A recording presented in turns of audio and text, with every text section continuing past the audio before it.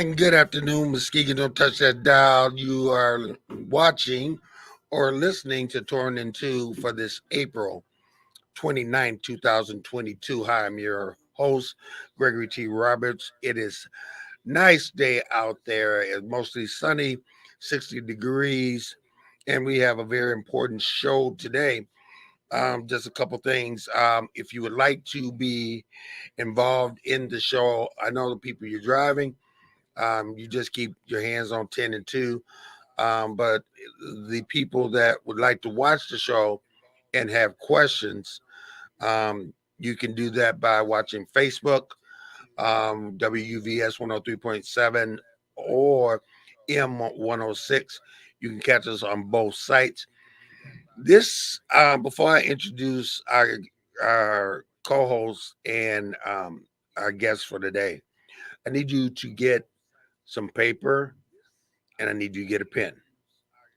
Um, go ahead. I'll give you a second to do that because the issue that we're talking about today, I know it's Friday and stuff like that, and some people just got paid, and you're feeling good and stuff, but this issue is way too important. And the title of today's show is called Suicidal Situations. And we're going to do a deal about the issue of suicide. But before we go into that, let me introduce the co-host of the show, Torn in Two, Pastor C. Melvin Burns, the twins. What's going on, brother? I'm doing well, my brother. How are you this afternoon? I'm doing well, man. We got a deep subject today. Yeah, I'm looking forward to the show today. I'm really hoping people are listening. I hope they get their pen and pad and take some notes. I know it's going to be helpful to a lot of people. We need you to do is to share this. Each and every person out there has either dealt with the emotions of suicidal thoughts, or you know somebody that has dealt with suicide. It is the numbers are growing up, and Yeah, we it's something that we got to talk about. yeah, yeah. I think I told you last week. I want to share at some point. I want to share a story with you. A situation I kind of came in late on, but hopefully it'll get the attention of some people that are listening today. Okay, Yeah. well, let's get into this show. Let's put this thing in, and let's get on the train tracks, if you will. Yes, sir. I am happy and delighted that these two individuals came on when I was talking about issues on the show, and they said we have to talk about suicide. The numbers are nuts, and um, I'm so invited. I'm so happy that they decided to come on. So, as we say, put your hands together, pass the plate, if you will. If you need to excuse yourself quickly, and get ready. Put your hands together for our guest, Mr. Jeff L. Walker. How you doing, sir? I'm doing well. Thank you for having me. And of course, De'Erica Nichols-Woods. How you doing, Graham? I'm doing well. How about yourself? I'm doing well. First of all, I want to tell you guys before we go into the show, you guys have an open invitation to talk about this because the number, you guys know all the numbers and what's going on. And it is something that doesn't go away. And we in this community need to talk about suicide.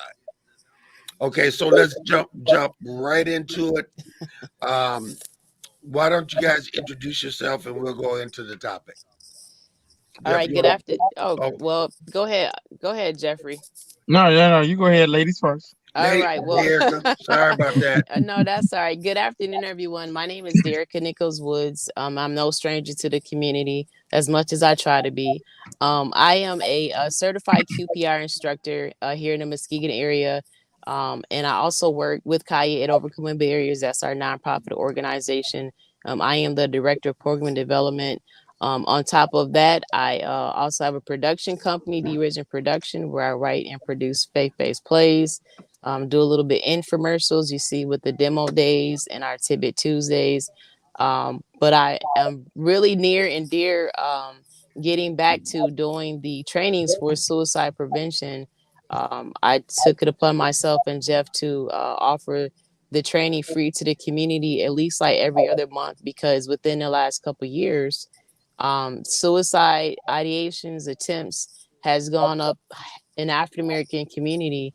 And as I have this motto, we need to talk about it, because it is affecting us tremendously. And so it's Mm-hmm. going to take someone who has the training, the skill set, and the knowledge and the boldness to move forward and try to break those myths and stereotypes in African American community. And it's time for us to talk about it, because our babies are hurting, our men are hurting, our families are hurting.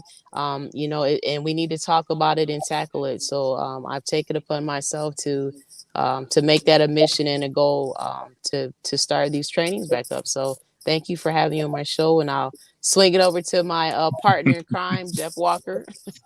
Miss Walker. All right. Thank you. I'm Jeff Walker. Um, I'm also a QPR suicide prevention instructor, and I also work with Derica and Kaya with Overcoming Barriers. I am a care coordinator for one of our specialized adult foster care homes, and Um, I also, as we all have other projects, I'm the founder of a men support group called Men of Recovery Evolving, and I'll elaborate more on that. Mm-hmm. 2019, in 2019, I suffered a hemorrhagic stroke, and doing recovery and all of those things, it was just placed in my spirit that I needed to provide or start a support group for men who have endured any type of trauma, whether it's health related, substance abuse, reentry into from incarceration. All of those things are traumatic, and so that's what led me to start that project. In addition to everything else that I do along with Derica and Kaya. Pastor Burns, you said you had a story. I want you to go in that story before we You go know, into the I question. want to encourage people that are hesitant to listen to this subject. When I was before I came back to Michigan, I used to be a big brother and the young males in the program, and I brought him to Muskegon. But after I lost touch with him, a couple of years later, went through some life things. I reached out to his mom, was like, "Hey, how's he doing?" And about 2 months before that, he had just committed suicide. He had ran into some rough spots, and we lost touch for a couple of years. Committed suicide in the driveway of his girlfriend. Left a note. They Mm-hmm. got to arguments off and on over a year or so, and just life caught up with him. And of course, his mom said, "No, you didn't fail him," but that'll still be with me that I wasn't there, when he probably would needed me to reach out, but. We don't know, I can say as a pastor, somebody's their life, we don't know who that person is that, we're thinking about, maybe didn't call, but didn't reach out, when those thoughts are there, those ideations are there. So I really want to encourage people. I think you said, Derica, everybody, if they're honest about it, has somebody in their family, somebody they've touched who's dealt with this issue. Right. And the better equipped we are to recognize and to point people in the right direction, I hope that that's what we get out of the discussion today. So I'm going to be quiet. I want you guys to educate and inform us. Okay, before we go, we have a comment already from Jack Page. Timely topic. I just started my inpatient stroke rehab today. Thanks for raising the awareness. Thank you, Jack. Get well. Okay, let's talk about the myths, the do's, the don'ts. You guys are here to educate us, and you guys have the floor. Uh, let's talk about the program itself, and then let's talk about some of the knucklehead, stupid things that we say. Yeah, I'm serious because TD Jake said, we go to people when they're, oh, we know how you feel. People on the funerals, oh, either in a better place. Sometimes I need you to just hold my hand and shut up. Just hold my hand and shut up. Don't talk to me. So let's talk about some of the do's, the don'ts of when you're dealing with a suicidal person. Well, first of all, let's backtrack. So, the QPR, which stands for Question, Persuade, Refer, it's the training that has been around the last couple years. I got trained in 2015, and I believe as of right now, it has been maybe about 4,500 people that have been trained in the training. I got when I was working through Health West, I was able to take the training, which is an 8-hour training. So it's kind of like a train the trainer. And so the training that I do is about an hour and a half, give or take. And so the training basically is kind of like taking first aid and CPR.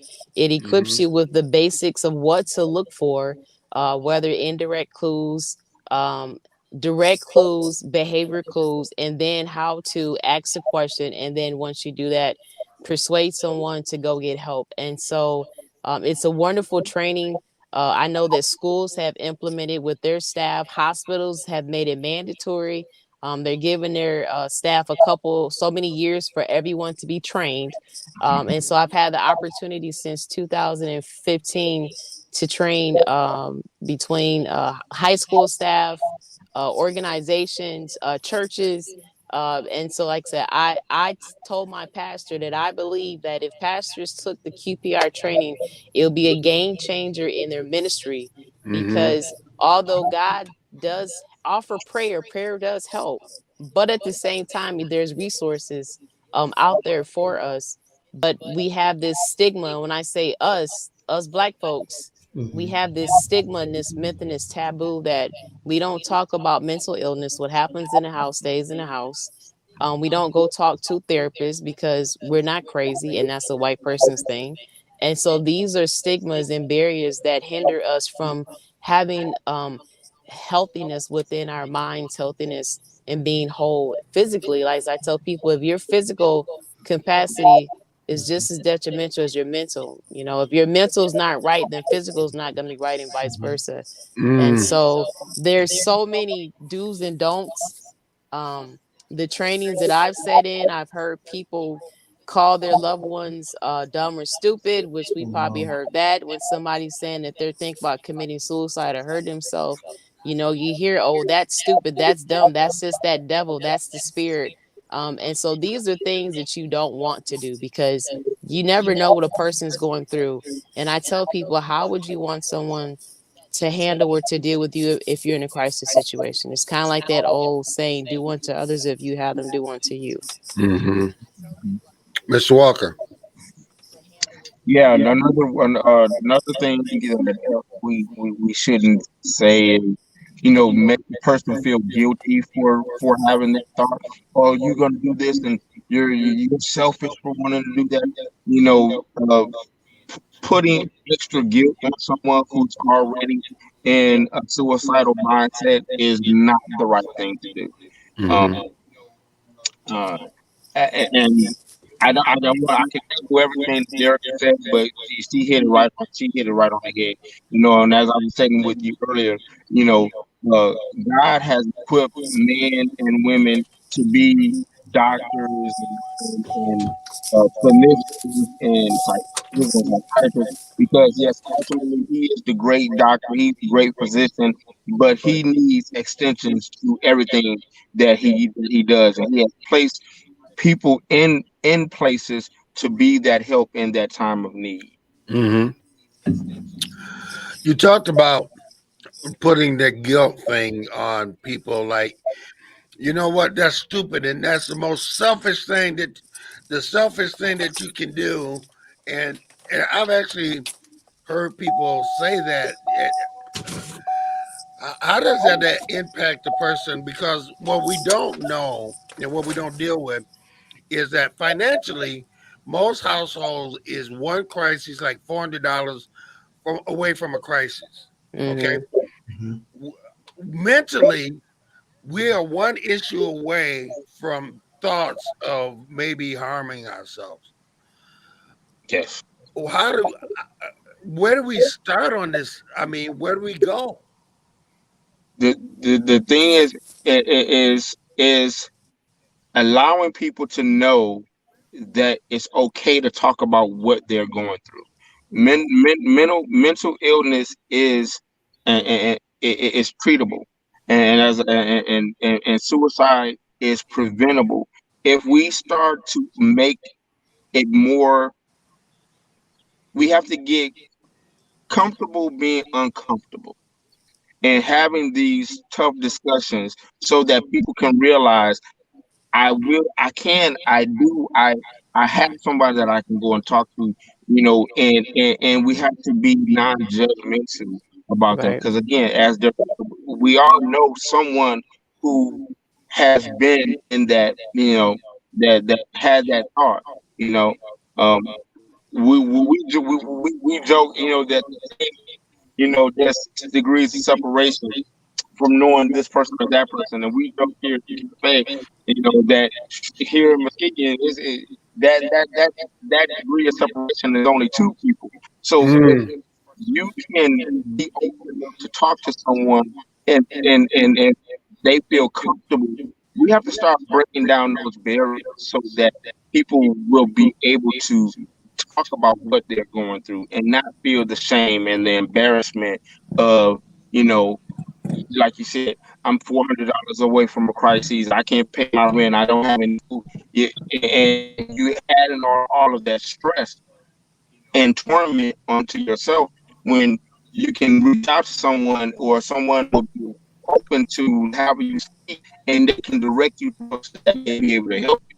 But if you are closed mouth and tight-lipped, you can't get anything if people don't know what you're dealing with. Okay. Um, Derica? Yes, sir. Oh, goodness gracious. I know. He's wait a minute. I was like, wait a minute. Go back. We need to highlight Yeah. that and pass the plate because he's throwing more. Yeah. He's dishing more nuggets than Steve Nash. Come on, let's break that down a little further.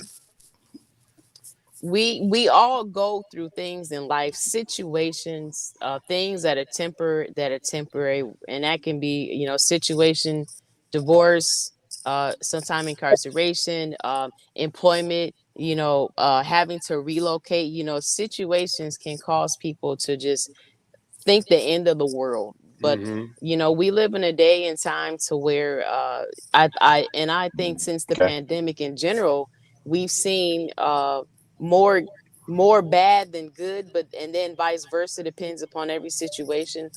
But with that, we have to get to a point to where, as Jeff said, it's okay to not be okay. I think we need to start there, because oftentimes there's so many people that's walking around that are just so heavy burdened, but they Mm. feel like they don't have an outlet. And some outlets can be destructive things like alcohol, drugs, risky behavior, sex, so that's everybody's outlet. But there needs to be an outlet to where people can go to a place and say, hey, I'm having these thoughts. They should be able to go to people who they feel comfortable with, who are not going to judge them, who are not going to call them names or tell them that it's dumb, it's stupid, we don't do this, we don't do that. So like I said, when I say we have to talk about it, someone has to be bold enough to say, hey, I noticed that you're not okay today. I noticed XYZ about you. You can tell me anything that you're going through. Mm-hmm. Be intentional about helping the next person.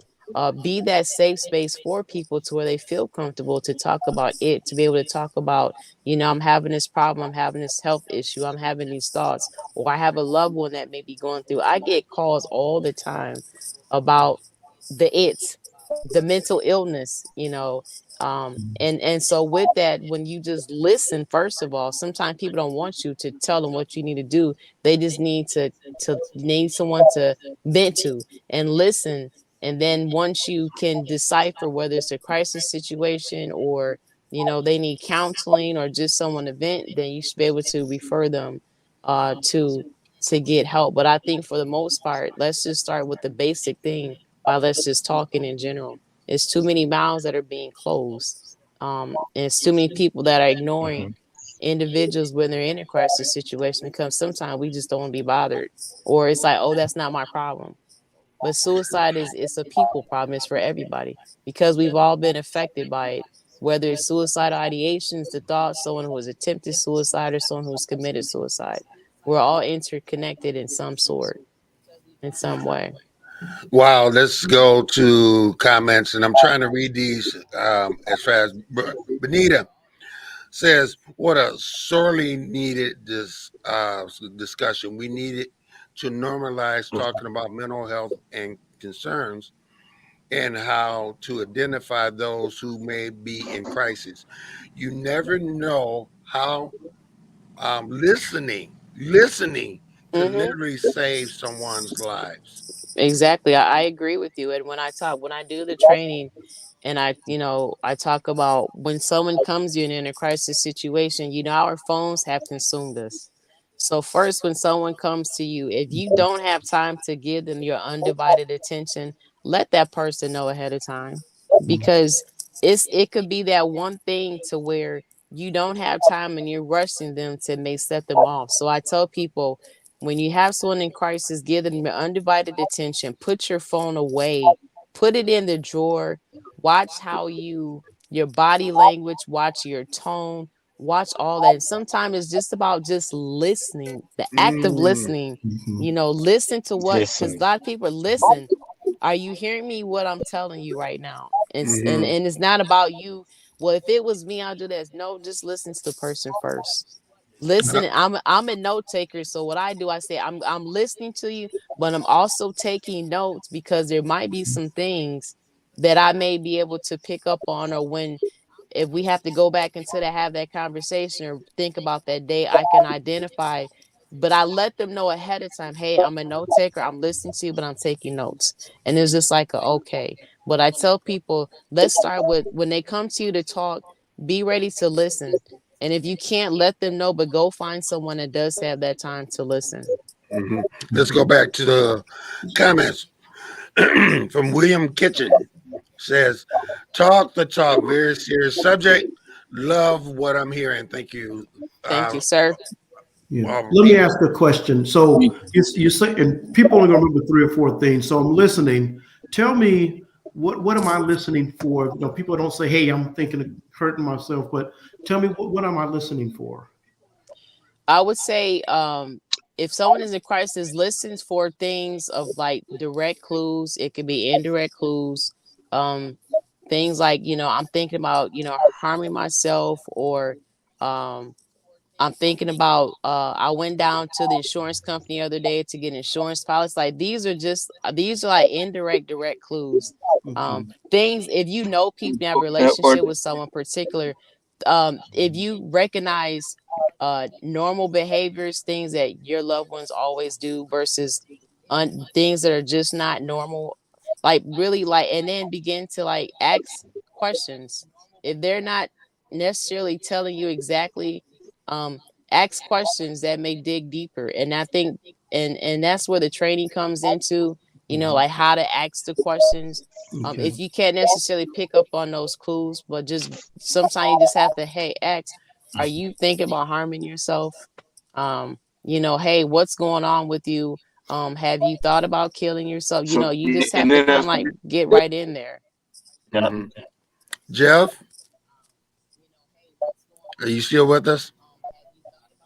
Sound like, look like he's and, frozen. and one of the myths is that people think, yeah, and one of the myths is, Hey, am I Jeff. frozen? Yeah, you froze. Why don't You you guys hear me? re-enter the program, and we'll get you back on? Okay. Okay. So, yeah, you talked about being an active listener, um, and having the time. Because if you don't have the time to when somebody, or you also talked about when look in the room, knowing the room. If you see somebody that's very happy, Hmm. normal, and all of a sudden you see them just downright depressed, about talk about how important it is about approaching that person. Well, I would say, first of all, think about your relationship. Is this somebody that you know personally, or you just kind of see on a whim? You have to be comfortable. with yourself and then be comfortable in doing it.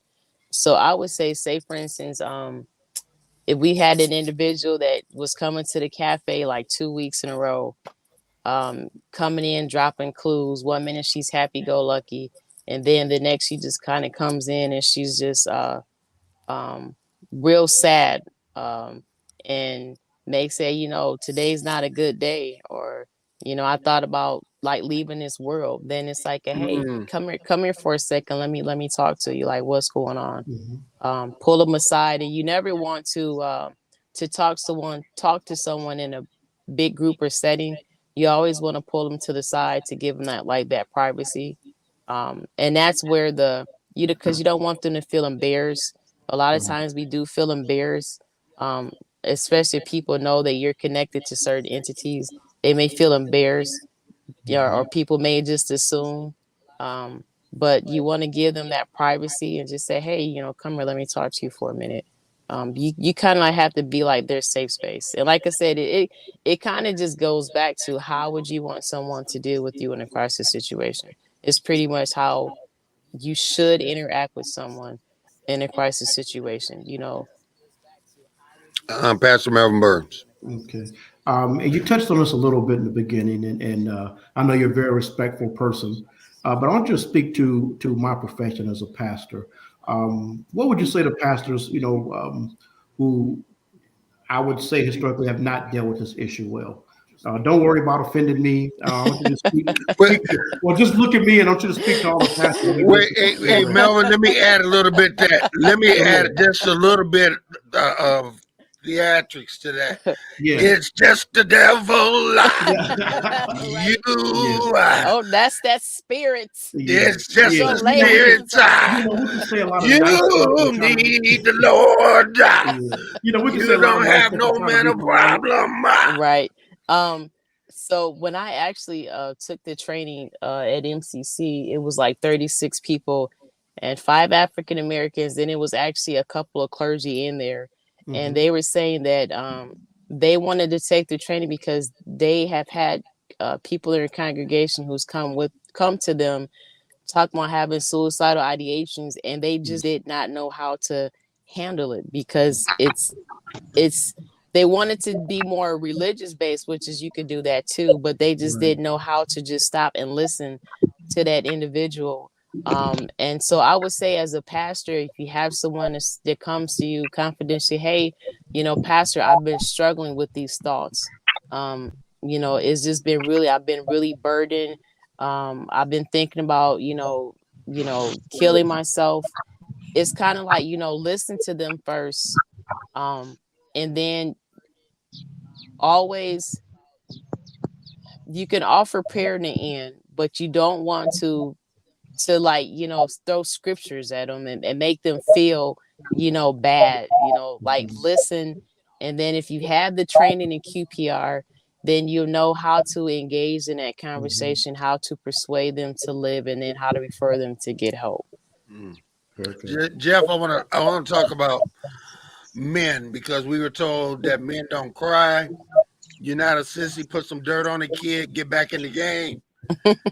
I mean, just everything. And the thing is, we isolate ourselves because it's nobody's business. We can do it ourselves. Talk about men and this problem.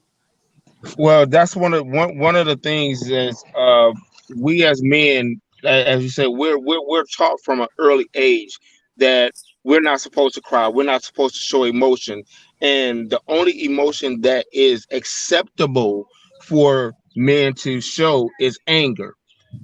And so we're not encouraged, and we're not taught to let those natural emotions flow.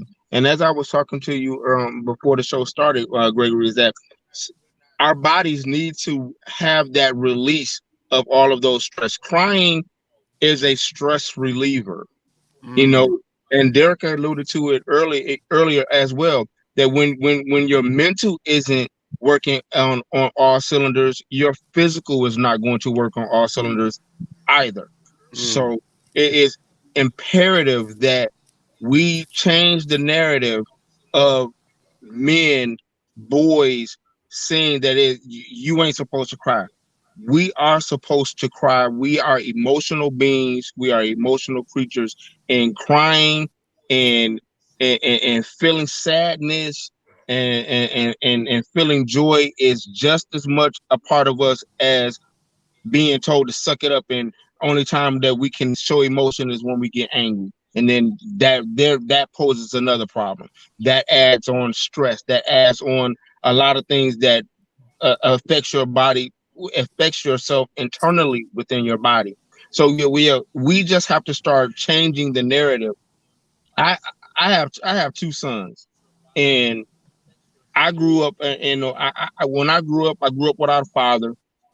That's traumatic, So again, I tell people, since my stroke, I realize that I'm a poster person for trauma, So as when my sons were coming up, I didn't tell them don't cry. It's okay. It's okay to cry. Once they saw and it clicked with them. Once they saw me cry, once they saw that I cried, it clicked. If Dad can cry, it must be all right for us to cry. And it's just you you have to release those emotions and let them know that it's okay. Provide that safe space, and that's what we need to do as men. We need to start holding each other in that safe space and say, brother, hey King, it's okay, man. I'm here for you. I won't think less of you. And we all go through what we go through. What you're going through may be different from what I'm going through, but I'm sure that pain hurts. My pain hurts just as much as yours when I'm going through my thing. So it's okay. I'm We gonna say um, I'm just reminded of a story that when I was in the fire department in my beginning years, that I wanted to protect my wife. So all the bad that I was seeing, so I was seeing neighbors kill themselves. I was seeing people die in fires and shootings and all that kind of stuff. And I thought I was protecting her, and I would come home and I'm quiet. And she would say, "What's wrong?" "Oh, nothing, nothing." But in the meantime, all that was building in the inside. Finally, she broke it down and said, "Honey, you got to talk to me." Um, Dearica, how important is that communication base? Uh, because we're all going through some kind of stress or whatever. How important is it to communicate? Well, we know communication is important in anything, and so when I talk to people, I from being a supervisor up until now, I tell people that in order to get your need met, you have to have honest conversation. Meaning, don't tell me what you think I want to hear. I need you to tell me what needs to be said, so we could take care of that need. And I mean, like say, any communication is important in any and everything. And when you know an individual, behaviors, habits, moods, you should be able to just to go to that person and ask those questions, or just say, hey, like, what's going on, you know. And I think back to Jeff talking about emotions as a man. Everybody knows that my father is probably like the most emotional dude ever. But Love Uncle. being a girl dad, I never looked at my father less of a man. If anything, I looked at him more manly, because I think that that's awesome that he's able to be in tune with his emotions, and so are his sons. And I don't look at my brothers as being less of a man, but I look at them being more of a man, because they're able to cry even when good. I've seen my dad cry joyful tears. I know my dad's joyful tears. I know his pain tears. I know his sad tears. So for me to be able to see that, it is good for me to have that, because it just helps me as an adult to be in tune with my emotions, so I could trickle it on down to my daughters. They can trickle it on down to their kids, and hope my grandkids could trickle it on down to their kids. So when they say men are not supposed to cry, if I had sons, I would say you're supposed to cry. I need you to cry. We're at the bottom of the hour. It's 2:36. You're watching or listening to Torn the Two. We're talking about suicide today. Okay, so let's talk about the absolute don'ts that you do not do, that you do not do to someone that is in a particular state. The- No name calling. That's like the worst thing that you can do, is to call someone dumb or stupid. Even to say that that's a dumb idea, you don't want to do that, because you're making the situation even worse, and you're making it seem as if that person's life does not matter, which it does, and you're making it seem as if you don't care. And you have to take all signs of suicide seriously. I've heard people say, "Oh, you're just seeking attention." Sometimes it takes, unfortunately, it takes someone to say, "I want to kill myself," to get help or to get someone's attention, and that's just because they don't know how to go to that loved one or how to seek out help. So it Mhm. takes something from that standpoint to occur for them to get the help that they need.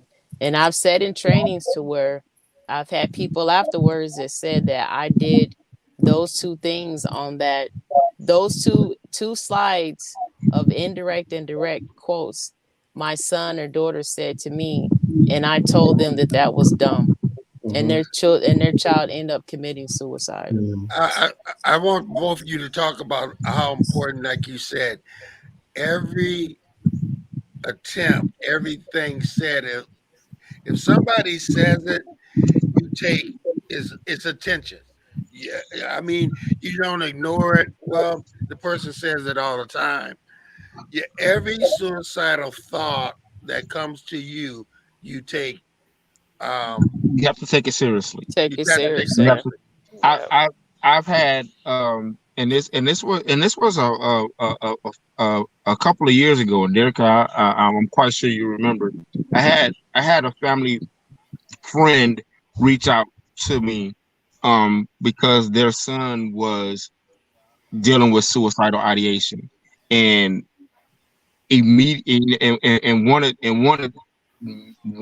me to talk with her son.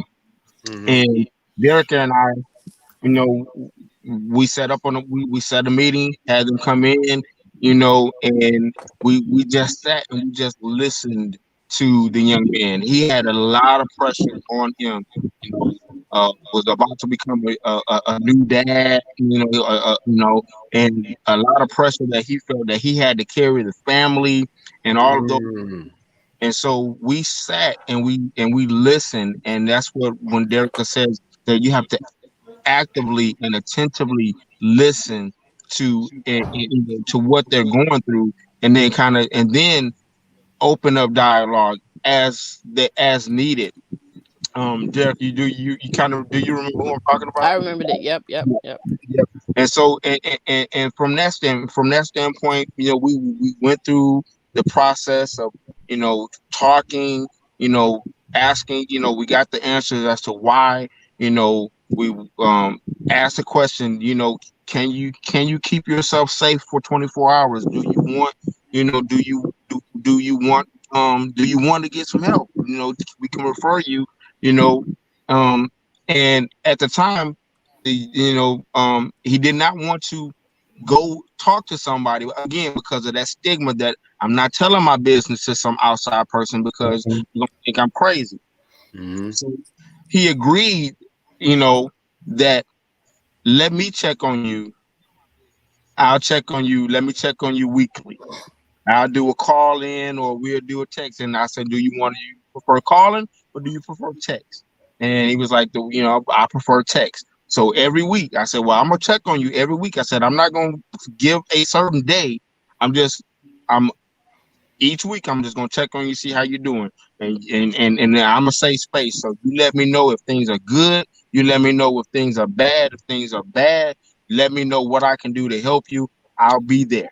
Hmm. And that went on, and we kept this communication up, for about a year and a half.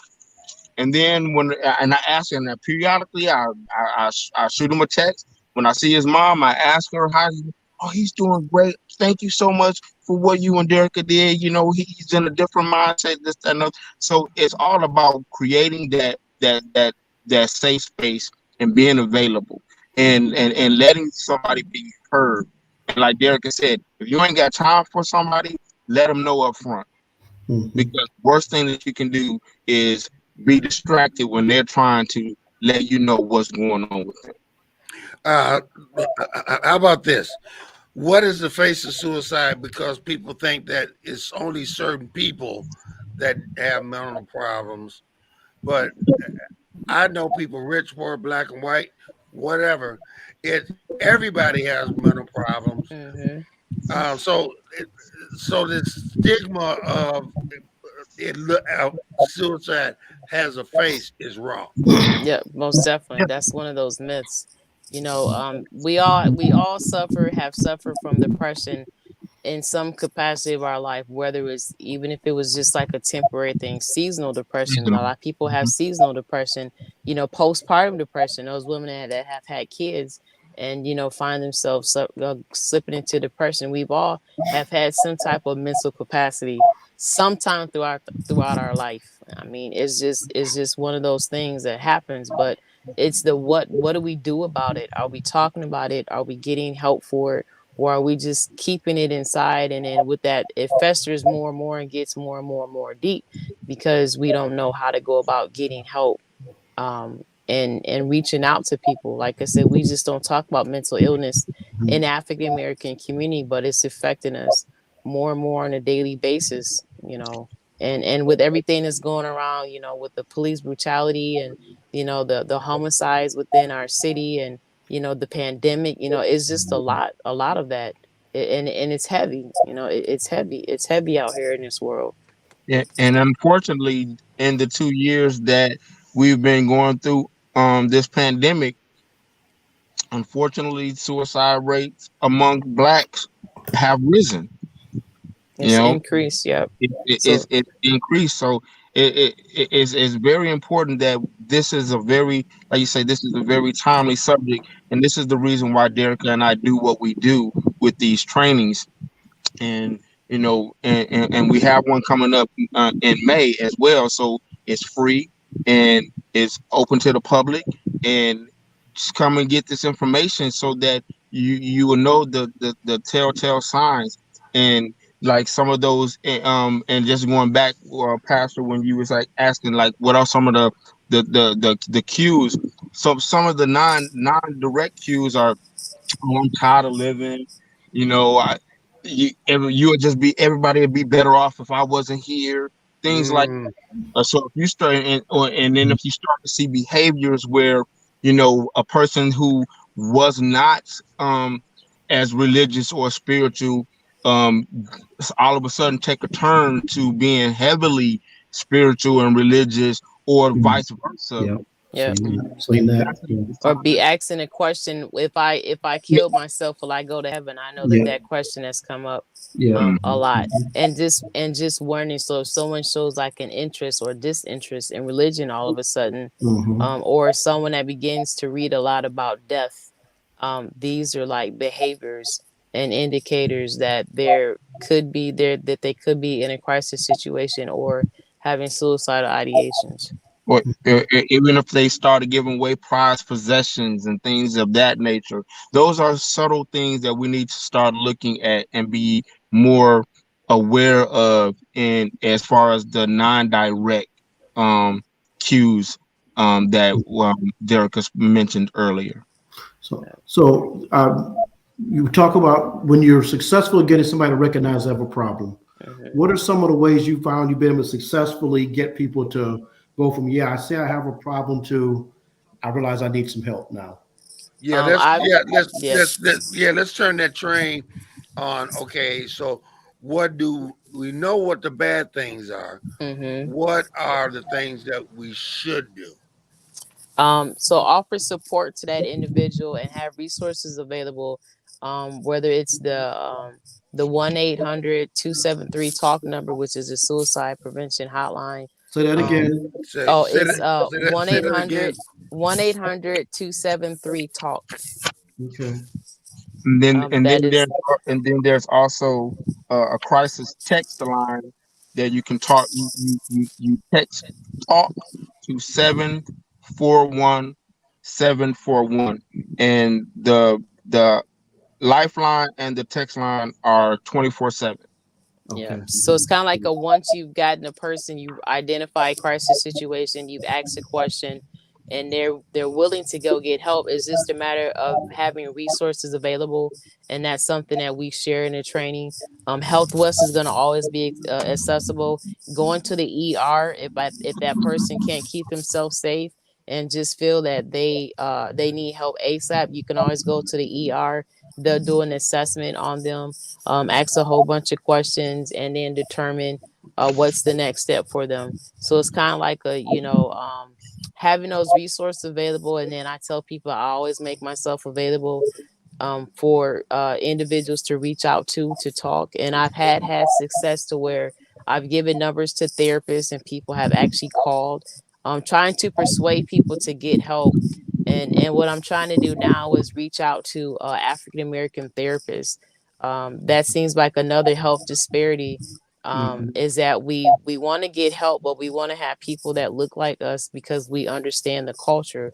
But even then, when I talk to the therapists that are minority based, I'm like, hey, do you have experience in suicidal ideation? Because when individuals come to you that may be of African consent, we want to make sure that they're being there's no bias, but they're able to handle the individual as if that's the loved one, because that makes a big difference too. In how you handle someone will determine their receptibility of receiving help. Let's go to the board. Benita, deterioration in one's personal appearance and or hygiene, extreme and weight loss gain can be an outward signal of crisis. Yep. Or even that, or someone that may show an interest or disinterest in a hobby. Like, say if you're just a diehard, sports fan or whatever your interest may be, and all of a sudden you just kind of seem to not have an interest in your favorites, or you're like seem to be disconnected or withdrawn from family and friends. And like these are like indicators of a crisis situation. Anything that's, like I said, is really much like not the norm. Appearance is huge. Not trying to give away too much of the training, but for those individuals that stockpile, who have a tendency of overstocking on their medications, could be an indication of them maybe attempting suicide. Those that may have guns in their homes, you want to make sure that the guns are locked up. Have a gun safety lock on them. 103.7. I know that you guys have gun locks to give away. Mhm. So like I said, suicide is preventable. You just have to know what to look for and how to go about persuading someone to live, because that's pretty much the ultimate thing, is to persuade someone to live. All right, Jeff and Erica, I want you to talk to the person. Now, I'm the person with mental health. I'm having those thoughts. What do I need to do? Let's start with you, Erica. Well, first of all, are you able to keep yourself safe? And when I say that, within a 24-hour realm, do you think that you can keep yourself safe? Do you have do you have a plan? And plans, if someone has a plan, then that's an indication that within those 24 hours, there's a possibility that they could bring self-harm to themselves. So with that, I would say, if you tell me that you have a plan, I would try to persuade you to live. Find out the what behind it, like what has gotten you to this point in your life. What are you feeling? Is it because you lost your job? Is it because of relationship? Kind of get down to like the what. And then once you tell me, and I would just try to persuade to refer you to get some help, whether I go with you, um, call a loved one that I can call that can maybe go with you, or just stay with you until you're in a place to where you're no longer in that crisis situation. But everyone's situation is like different, though too. I haven't had anyone that I've talked to that has committed suicide, but just getting them in a calming place to make them feel that they're not crazy. That's big right there. That's you never tell someone that is dumb and they're stupid, because when I talk to them, it's just like, they're like, wow, like you made me feel safe. You made me feel comfortable. Like I'm not crazy. I'm not dumb. I'm not stupid. You know, this isn't the spirit. This isn't this isn't that. Like all those myths and things that and the taboos that keep people from talking about mental illness or suicide in general. So those would be like the key things to do for someone that's in a crisis situation. How about you, Jeff? Yeah, pretty much the same thing. I would ask the question: are you able to keep yourself safe? And if they aren't, I make myself available to you know um, get them to the ER, or like Derek says, is there someone, um, a family member that I can call that can come sit with you or can be with you, and I'm gonna stay on the line with you until we get a hold of somebody, to so that you can remain safe. Make that persuasion to go to the ER to get help, um, and just make myself available. You know, I'm here to listen. I'm here to talk. For me, it's all about being leaning into my empathy because I've been there. I've been there. I know what suicidal ideation feels like. I know what it looks like. I know what the triggers are. I know what making the attempt is. So I know how those things. I would relate to them on that aspect and let them know that, let me know what I can do to help you, because if I can make it through, I know that there's a way we can help you make it through. All right, I got to go back to the board again. Benita, you're on it today. Do we have resource guides or easy links for community resources, hospitals for emergency referrals, or and therapists? Yeah, actually, if you go to your primary physician, doctor, should have a list of referrals for therapists. Health West is another resource. The 411 number should be resourceful. You can just kind of call and see if there's like a list of therapists that are available. But I would say check with your primary care physician first to see if they can refer you to any therapist or counseling. Yeah, Pastor and, Burns, and they go ahead. normally have like little cards available too Yeah. for all of Yeah. those resources. Mm-hmm. Okay, Pastor Burns. Our appreciate that. Our we seeing any effects you guys this while we're seeing any effects of the training? Have people come back to you and giving you any follow up once they've done the training? Yeah, Yes. I've had numerous success stories where someone was able to identify a child in crisis on social media and they reached out to the parent ASAP and was able to get their child some help. They have been bullied. I've also had people that's come to remind me that they remembered what to look for and they were able to talk to someone to get help. So people that take the training have used it, and so when I do the training, I try to get it to where people can make a connection. I say, think about yourself, think about your spouse, your children, your brothers, your sisters, your nieces. So when you're able to have people to make a connection, the training is beneficial because it's like those aha moments, like wow, like I tell people, I say, I wish you could just see your face when I do some of these slides so Hmm. people could it's those aha moments like dang it, like I was talking to such and such and they said this to me but I did know XYZ. So I've had success behind the training. I've got some really good feedback to where it was beneficial from a Yep. professional standpoint to a personal standpoint. So if it's a room of 32 and I'm able to touch 5 people, I feel like I've done a good deed, within that room. And that's the whole gist of doing the trainings. It's about saving lives. Jeff. Yeah, I've had individuals come back to me and let me know that, and that they got much useful information, uh, got techniques that they can use, that it was beneficial for them. I have had people come back to me and let me know that I was that person, and you know, um, now I know how I can help someone else, and So I've had a good number of people come back and let us know that they were very appreciative of the trainings that I've done with Derica and that I've done with other people as well. So yeah. Okay, I got to go to the board again. But he says, I mean, for the community, many people don't even have primary care doctors. We could perhaps put together a listing of minority therapists in the Muskegon and Grand Rapids area. And just before you go to that, Anthony Miller, hey, what's up, Tony? Says hello. Hello. Um, what do we say to somebody that doesn't have a primary care doctor and suffer from mental? I Um, would tell them to go to the ER.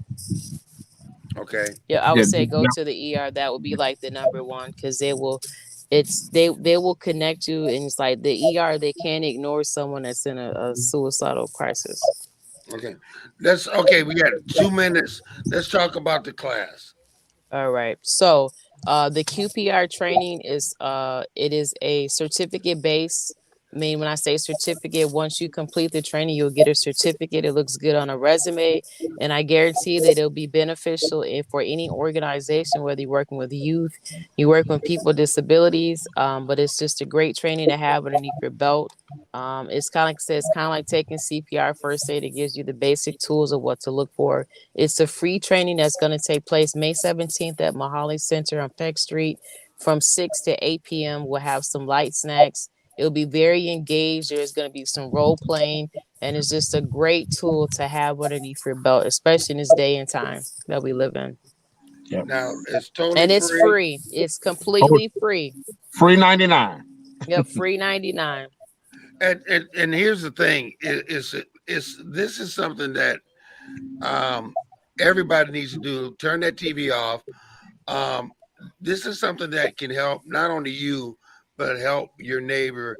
We really need to get involved in this program. Sign me up. I'll be there. Alrighty then. All right.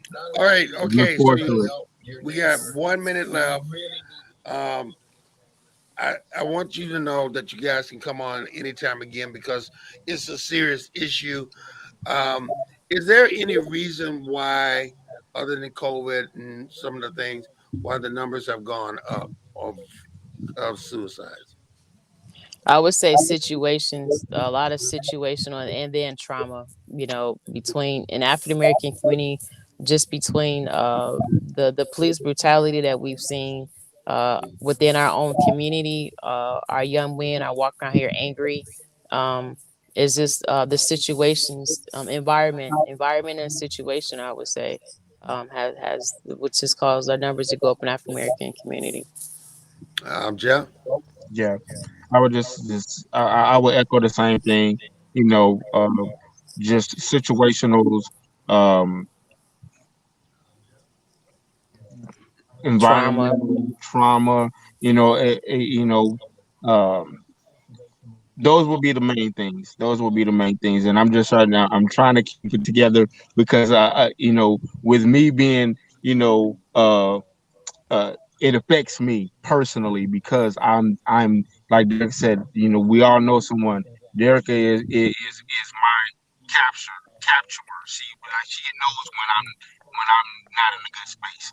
So all trauma based, situational, environmental, those things all have an effect. All right. Listen, thank you guys. You have an open invitation to come back. We have run out of time. We will Okay. be having you back on the show. Thank Thank you. you so much. We didn't even talk about your office space in the restaurant where I'm heading right now. I'll So see you there. That'll be a part two. yeah, that'll be a part. Maybe we'll go live on Facebook. All Thank you right. so Excellent. much, Thank Jeff. you for having De- us. Thank you. Thank Dearica, you thank all. you so much. Pastor Reverend Burns, as always, thank you. Yes, Thank you, sir. Listen, Pastor Burns. go Give out yourself and a sow a soul, seed in All right. somebody's life. Water it. Yes. Take Yes. care and God bless. We see you next week. All right. Peace. All right. Thank you.